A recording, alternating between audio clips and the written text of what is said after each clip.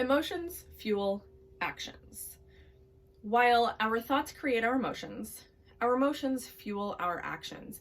Each individual emotion fuels a specific set of actions or inactions that we take. And if you think about it, that makes sense. We don't curl up into a ball underneath a pile of blankets and cry ourselves to sleep when we feel happy. We do that when we're sad. There are a specific set of generalized actions or inactions that you take with each emotion you feel. And in the first 6 weeks of my Pressure Point coaching program, we really focus on isolating each thought and each emotion so we can identify which actions and inactions are fueled by which emotions, so that we can then more clearly see how we're creating and perpetuating our own experiences with those actions. And since they're all fueled by emotions, which are created by thoughts, when you learn to stack your deck, which is the tool that I teach you, it becomes really clear how you're creating and perpetuating your experiences because of the thoughts you're habitually thinking.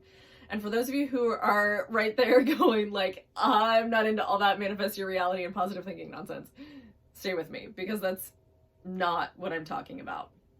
Even though it sounds somewhat similar at first, this isn't attracting magnetic fields and energy frequencies throughout the universe. Do that all day long if you like. If that's what feels good to you, I'm all for it, but that's not what I teach.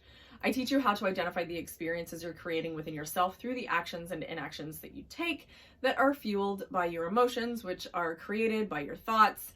And I teach you how to decide on purpose which of those thoughts you want to keep and which you want to shift based on those experiences, the ones you want to continue to perpetuate and the ones you don't.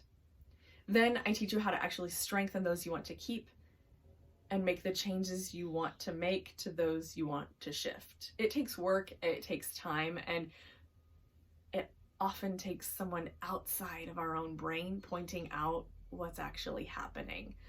Because when we're in it, we can't always see it. And that's why coaching is so helpful, and why my program is a full year.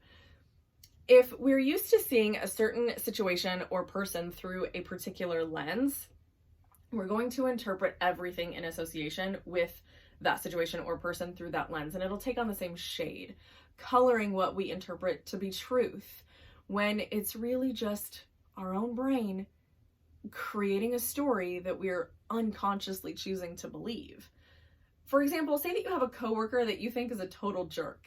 You're pretty sure he sucks at his job and sucks at life. He walks into the office one morning and says hello to you.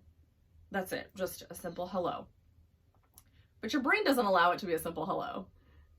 Your brain interprets it through the lens of him being a jerk. So you spend the next 7 seconds staring after him as he walks by with a look of disdain on your face before rolling your eyes and continuing to do your work. But instead of focusing on your work, you ruminate about he sucks. Maybe you get on social media to do a little stalking and reaffirm your belief because just look at that picture. Or maybe you chat with a coworker about the tone he used when he said hello because obviously he was condescending. I mean, he thinks he's better than everyone. Ugh. You've now spent at least 20 minutes focusing on all of his faults, not doing your job. So when you think he sucks at his job and is a shitty human, you end up not doing your job and focusing on the negative qualities your brain has convinced you that he has, strengthening that belief, but mentally or vocally, if you're chatting with a coworker about him, being pretty unkind to him. You're creating the experience for yourself of you not doing your job well and you being a total jerk. That thought creates annoyance or frustration or anger. The emotion fuels a set of actions, and those actions create your experience. And if all of this seems really muddy right now, that's okay. We spend a full 6 weeks on it in the program and use it throughout the rest of the year. So you'll get really good at it. But if your mind was just blown and you're sitting there going, oh, fuck, that's me, then I think this work is going to be really helpful for you. So make sure that you subscribe here so you never miss a video, and go ahead and sign up for a free exploratory call with me so that we can see if this work would be as helpful for you as I think it can be.